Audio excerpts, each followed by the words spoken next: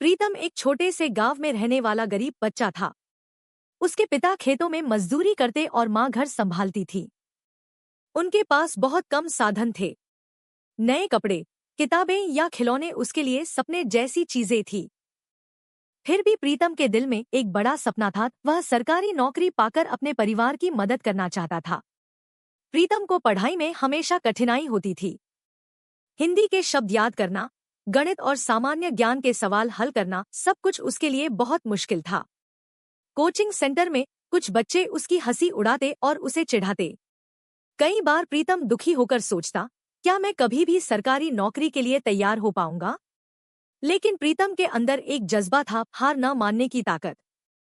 एक दिन उसकी शिक्षिका बबीता मैडम ने उसे प्यार से कहा, प्रीतम, तुम्हारे दिल में जितनी मेहनत है उतनी बुद्धि से बढ़कर कुछ नहीं। बस धैर्य रखो और लगातार कोशिश करते रहो। सरकारी नौकरी का सपना सच करने के लिए मेहनत करना बहुत जरूरी है। कोचिंग सेंटर में प्रीतम को प्रीमल सर भी पढ़ाते थे। प्रीमल सर गणित और सामान्य ज्ञान के सवाल बड़े अच्छे तरीके से समझाते थे।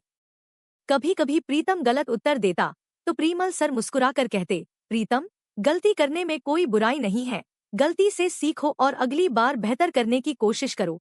प्रीतम को उनके शब्द बहुत हिम्मत देते। प्रीतम का दिन बहुत व्यस्त होता। सुबह जल्दी उठकर वह पढ़ाई करता, फिर खेतों में अपने पिता की मदद करता। दोपहर में कोचिंग सेंटर जाता, वहां गणित के सवाल, हिंदी व्याकरण और सामान्य ज्ञान की बातें सीखता। कभी कभी बच्चों की हंसी उसे परेशान करती, लेकिन बबीता मैडम और प्रीमल सर हमेशा उसे प्रोत्साहित करते। शाम को घर लौटकर प्रीतम टॉर्च की रोशनी में रात भर पढ़ाई करता। वह बार बार सवाल हल करता और अपनी गलतियों से सीखता। उसकी छोटी बहन सुमन अक्सर उसके पास आती और कहती, भैया, आप रोज इतनी मेहनत क्यों करते हो? प्रीतम मुस्कुराकर जवाब देता, सुमन, मैं सरकारी नौकरी की तैयारी कर रहा हूँ। अगर मैं हार नहीं मानूंगा तो एक दिन